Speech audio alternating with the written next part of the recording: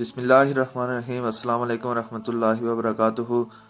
چھٹے پارے کا خلاصہ، فہرست مضامین، سورہ نساء، حقوق العباد اور عدل و انصاف، اللہ اور رسول کی اطاعت، منافقین کے کردار اور انجام، نیکی اور فلاح کی تعلیمات۔ خلاصہ، چھٹا پارہ سورہ نساء کی آیت 148 سے سورہ المائدہ کی آیت 81 تک پر مشتمل ہے۔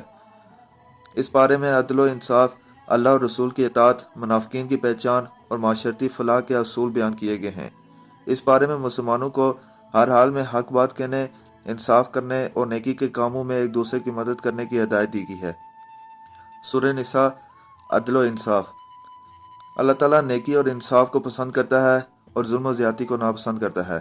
حق بات کہنا، ہر حال میں حق بات کہنا چاہیے، چاہے وہ اپنے ہی خلاف ہو۔ گواہی میں انصاف، گواہی ہمیشہ سچائی پر مبنی ہونی چاہیے اور کسی کی محبت یا دشمنی گواہی میں ریکارڈ نہیں ہونی چاہیے۔ اللہ اور رسول کی اطاعت کا مفہوم۔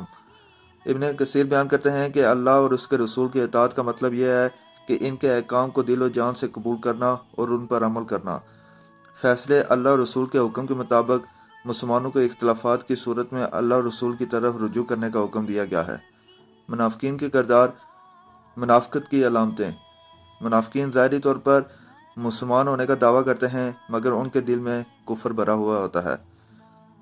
انجام منافقین، ابن کثیر کے مطابق منافقین کا انجام آخرت میں نہایت عبرتناک ہوگا کیونکہ وہ اللہ اور رسول کے احکامات کو جھٹلاتے ہیں۔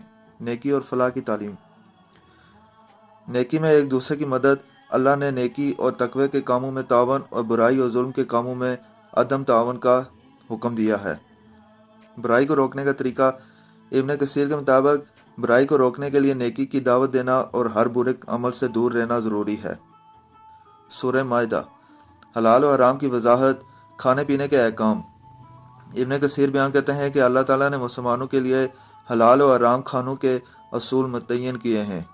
اللہ کے نام پر ذبح کیے گئے جانور ہی حلال ہیں اور مردار خون اور غیر اللہ کے نام پر ذبح کیے گئے جانور حرام ہیں۔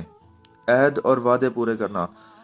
عہد کی اہمیت، اللہ تعالیٰ نے عہد پورا کرنے کو ایمان کی علامت قرار دیا ہے۔ وعدہ خلافی کی مذمت، ابن کثیر کے مطابق وعدہ خلافی نفاق کی علامت ہے اور اس سے بچنا ضروری ہے۔ تقوی اور طہارت، وضو اور طہارت کے احکام۔ اللہ تعالیٰ نے نماز کے لیے طہارت، وضو، غسل، تیمم کے حکم بیان کیے ہیں۔ ظاہری اور باطنی پاکیزگی، ابن کثیر وضاحت کرتے ہیں کہ اللہ تعالیٰ کو ظاہری پاکیزگی کے ساتھ ساتھ دل کی پاکیزگی بھی پسند ہے۔ نصیحت، ہر حال میں عدل و انصاف کا دامن تھامے رکھنا چاہیے، اللہ اور رسول کے احکام کو دل و جان سے قبول کرنا چاہیے، نیکی کے کاموں میں ایک دوسرے کا ساتھ دینا اور برائی کے کاموں میں کسی قسم کا تعاون نہ کرنا چاہیے۔ ظاہری اور باطنی پاکیزگی ایمان کی پختگی کا ثبوت ہے۔